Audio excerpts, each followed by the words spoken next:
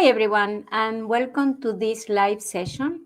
My name is Silvia Ruch. I'm a real estate consultant with Remax Prestige, and I'm so happy to have you here. I know there are so many people that they want to buy the first home, or maybe they want to know if they qualify or not to buy a home. And that's exactly why I create this space. So if you have questions, you can ask now, or you can text me or text the lender that I'm going to introduce today. So today I'm joined by Rosa Calderon, a mortgage expert who is going to help us understand everything that no one really explains when it comes to buying a home. So if you are thinking to buy or simply you are curious, stay until the end and please share with any friends that it may be benefit with this live session. So Rosa, welcome and thank you for being here. Can you tell us a little bit about who you are and what you do? Hi, Silvia. Thank you so much for having me. My name is Rosa Calderon. I'm a lender. I work with Revolution Mortgage. I've been in the business for about 11 years, and I'm very happy to be here to help you with all those questions that, buyers usually have. Okay, so I'm going to read some questions, Rosa, because this is the way that people ask me, and I want your answer on that. Sure. Uh, Usually they said, how do I know if I qualify to buy a house? Um, I will always recommend to everyone to consult with a loan officer. The main things that we look for someone to pre-qualify them is employment history. We need a stability, at least 2 years of employment history, credit, and down payment. Those are the main three things when we pre-qualify someone. Okay, and what happen if my credit isn't perfect? If your credit is not perfect, it's not a problem. We have programs that, they take low credit scores as long as it's not full of debt, late down payments, or something that is damaged like that. We have no problems helping you. Now the interest rates is going to be really high, right? It's different. Yes, I wouldn't say really high because it depends of the program, but it will be actually, the interest rate has to do a lot with credit and down payment. Okay. Another question that people ask me, how much money do I really need? Because they listen that they can go with 20%, 10%, 5%. So what is the truth about that?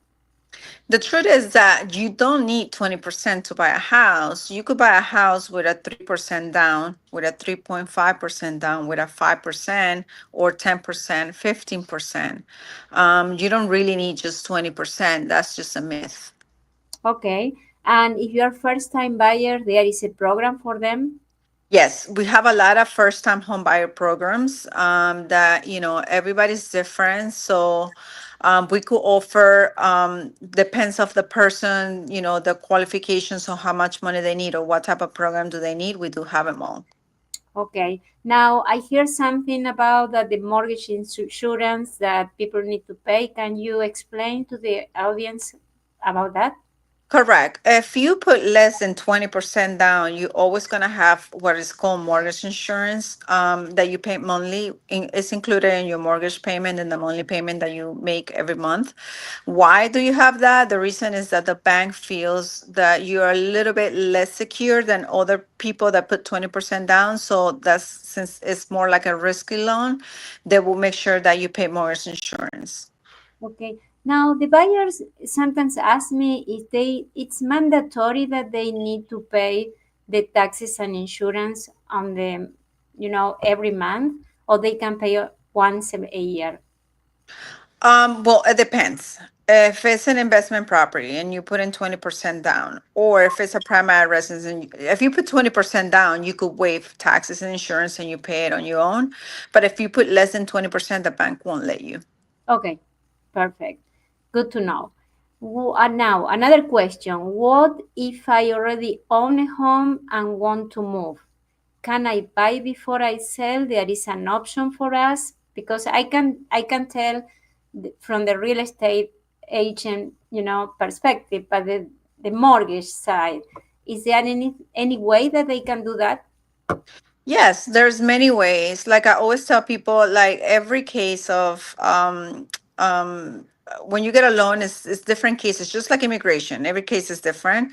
The same with loans. Like maybe you have enough space to have two houses at the same time. Maybe you need to sell one in order to buy the other one. Maybe like, it's time for you to like upgrade and you could prove that you're gonna rent the other one, use that income and qualify for the other one. So yes, it's possible. Okay, and they can have two houses with like a first time buyer. If they buy another home, it's not the first time buyer, but Primary. yeah, they can have another and have a really good rates. Also, it's only one. You could only have one primary residence one.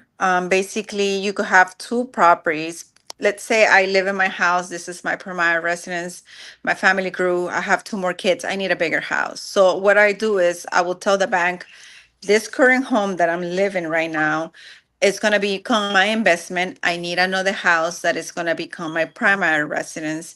And they will let you transfer your homestead. They will let you get, in a lot of cases, they will give you programs for first time home buyers. Yes, you could do Oh, that. yes. Okay, so they can have that also. They can Yes, have a really good programs if they want to move to another home. correct. You can just not have two primaries at the same time. Yeah.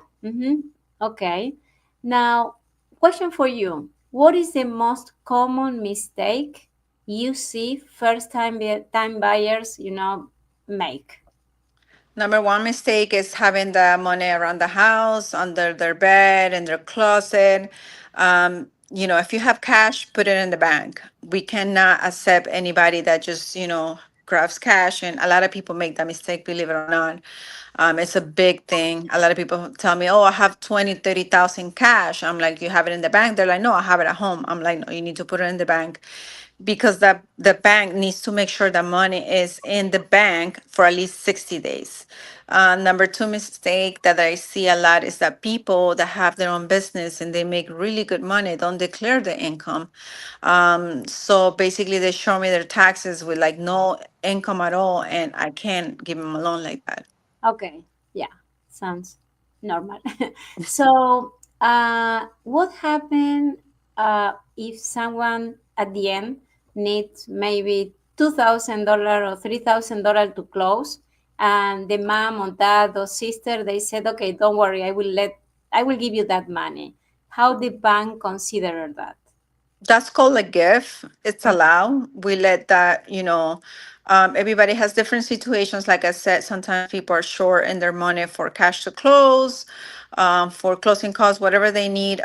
Anybody could give them a gift. I will consult with your loan officer before transferring money or doing anything so they could guide you how to do it exactly, because it's easier ways to do it than be transferring the money from account to account to account, because then the underwriter is going to ask you for all kinds of stuff and it's going to become a headache. okay. Well, I don't have any more questions. And what I want to tell everyone, if you have any question after this, you can contact Rosa Calderon. The phone number is there, and or you can call me, and we will answer any question that you have.